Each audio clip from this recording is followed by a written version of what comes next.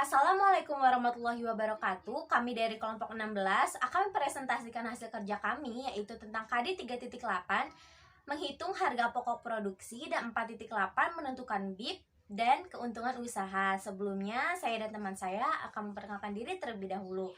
Perkenalkan, nama saya Siti Marut Ulfa dan teman saya Siti Nur Jamila dan Siti Jahra Nur Aini. Teknik menentukan harga. Yang pertama yaitu modal.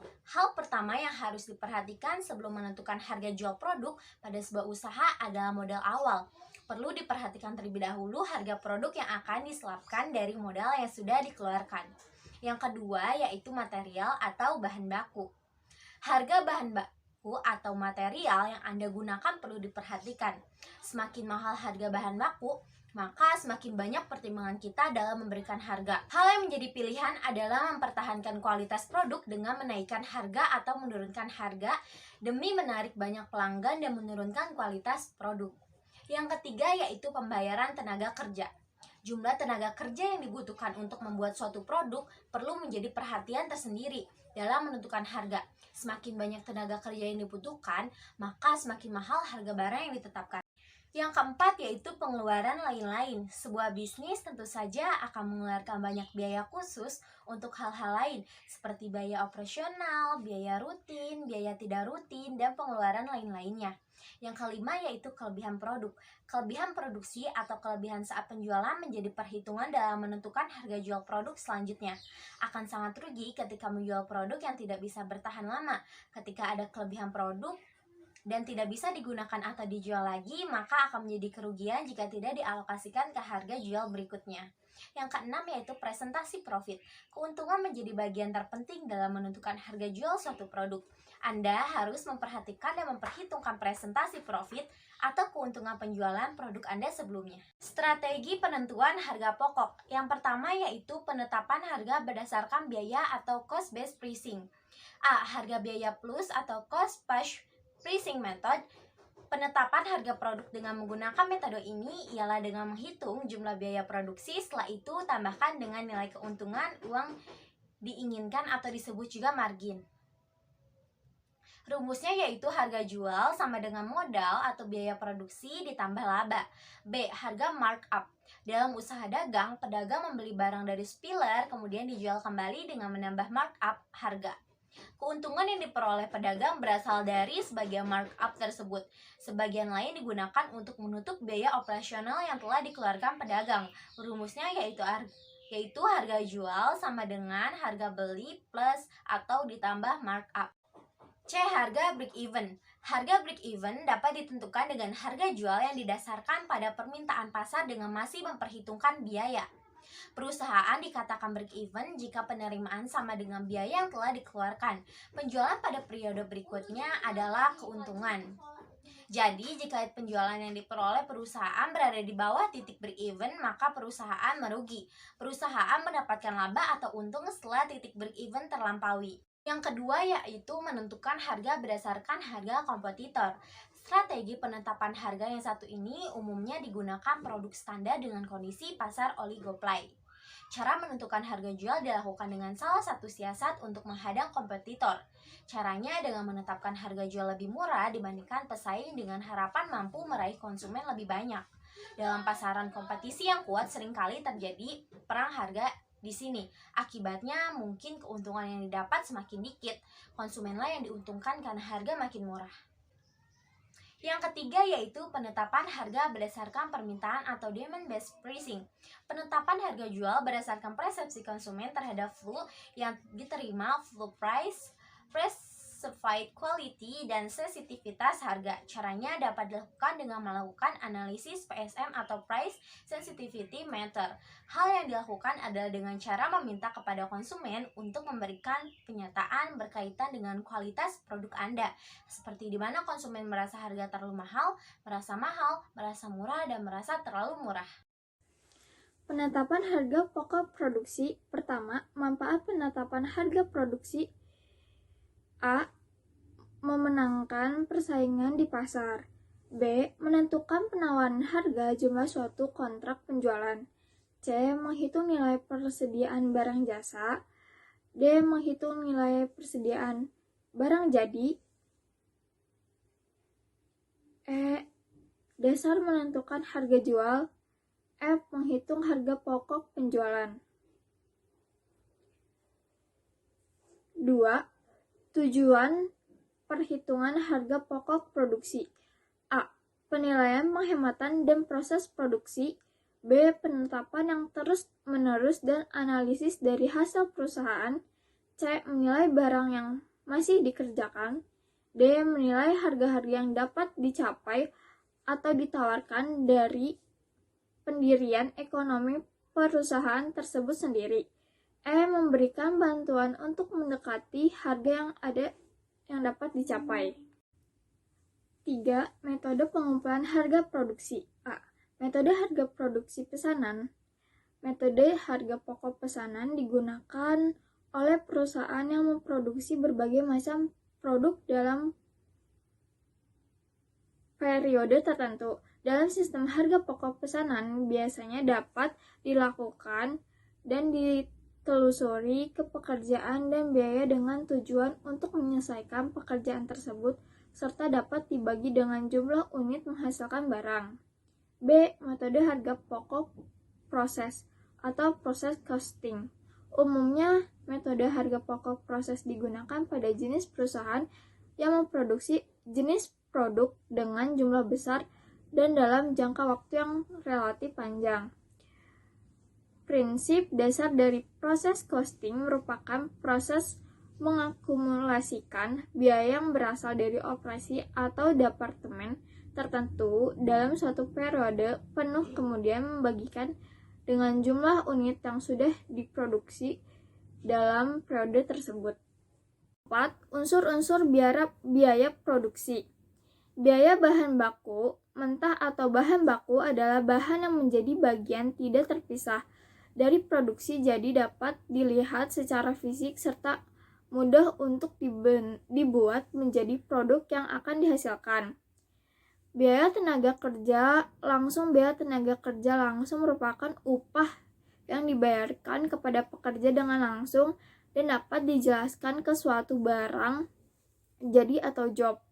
Tenaga kerja merupakan tenaga yang dikerjakan untuk mengubah bahan langsung menjadi barang jadi atau produk.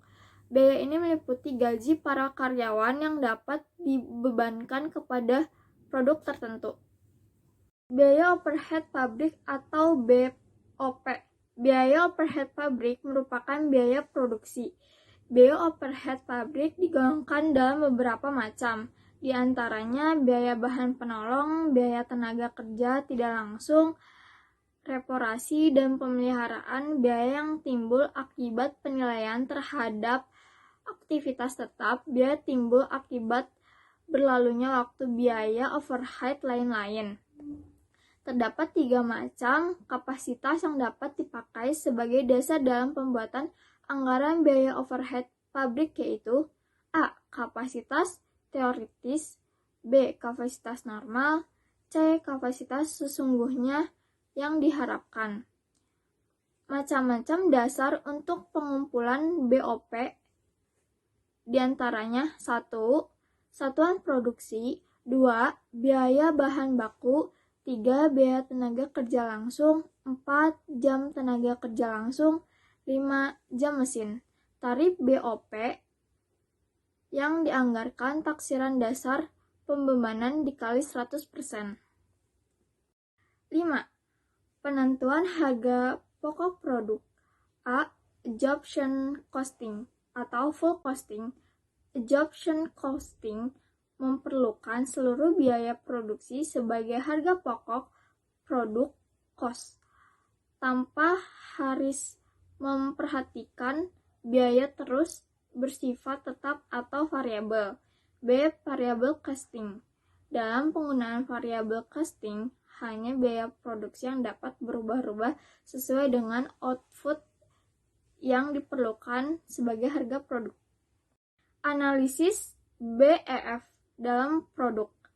Break-even point merupakan teknik analisis yang digunakan untuk menjelaskan hubungan antara biaya tetap dalam suatu operasi perusahaan tidak mendapatkan untung maupun rugi. Penghasilan sama dengan total biaya. Kontribusi margin adalah selisih antara penghasilan penjual dan biaya variabel yang merupakan jumlah untuk menutup biaya tetap dan keuntungan. Kelemahan penggunaan BEF. Salah satu kelemahan BEF adalah hanya ada satu macam barang yang diproduksi atau dijual. Jika lebih dari satu macam, kombinasi atau komposisi penjualannya, sales mix akan tetap konsisten. Manfaat BEF dalam produk. Berikut berbagai manfaat penghitungan BEF produk. A. Alat perencanaan untuk hasil label. B. Mengevaluasi laba dari pengusahaan secara keseluruhan. C. BEF mengganti sistem laporan yang tebal dengan grafik yang mudah dibaca dan dimengerti. Metode perhitungan BEP. 1. Pendekatan grafik. BEP terjadi pada titik persilangan antara garis penghasilan penjualan dengan garis total biaya. Dalam pendekatan grafik, BEP digambarkan sebagai titik potong antara garis penjualan dengan garis. Perhatikan rumus. Biaya total sama dengan biaya tetap ditambah biaya variabel. 2. Pendekatan persamaan. Y sama dengan CX dikurang BX dikurang A.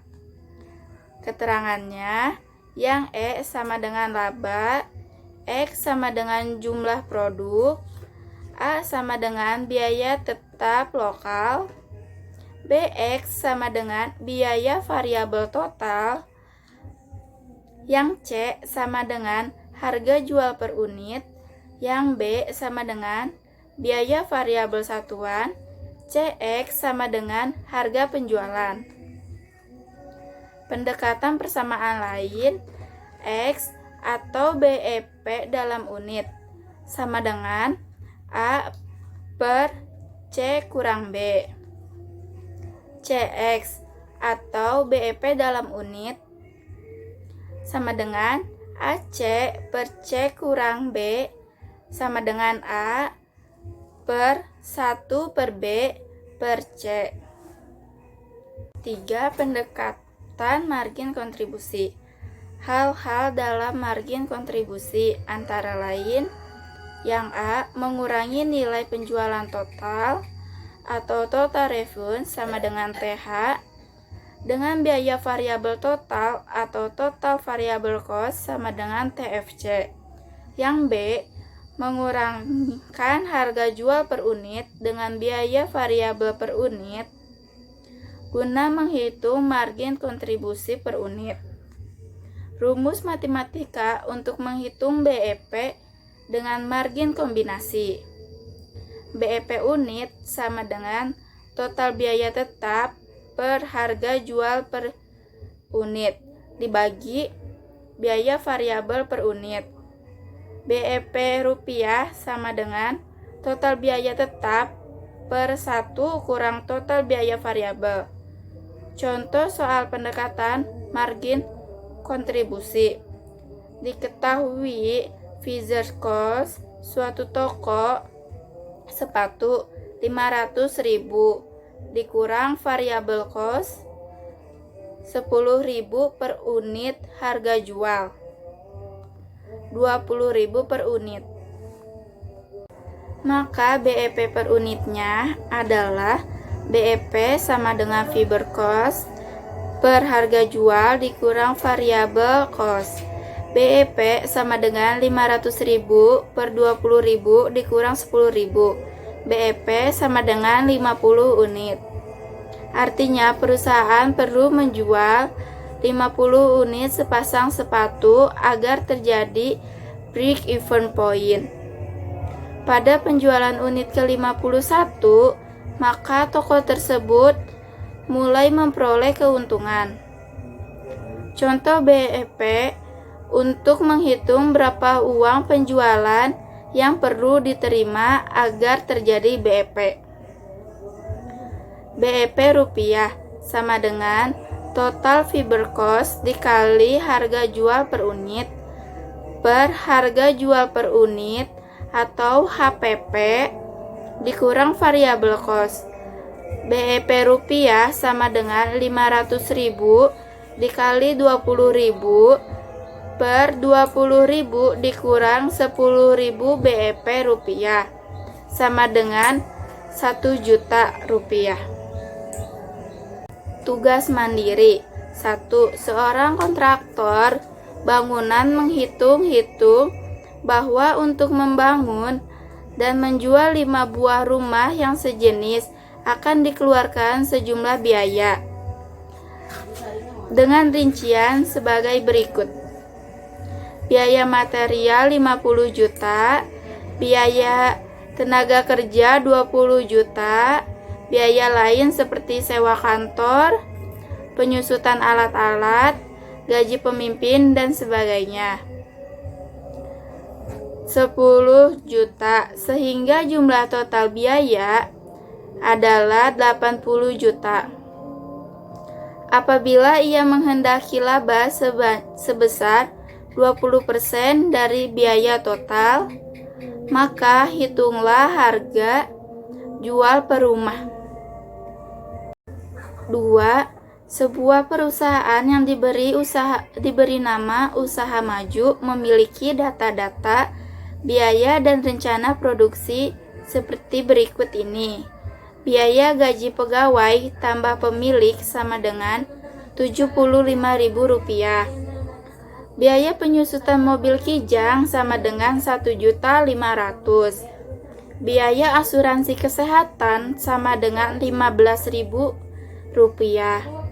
Biaya sewa gedung kantor sama dengan Rp18.500.000. Biaya sewa pabrik sama dengan 30 juta.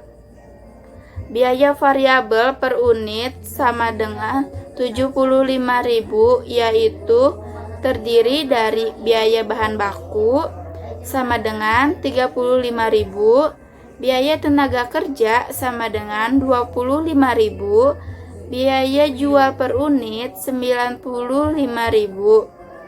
Hitunglah BEP dalam unit dan BEP dalam rupiahnya. Berikut adalah video 4.8 menentukan BIP dan keuntungan usaha. Itu saja video yang dapat kami sampaikan. Mohon maaf bila ada kesalahan kata. Wassalamualaikum warahmatullahi wabarakatuh.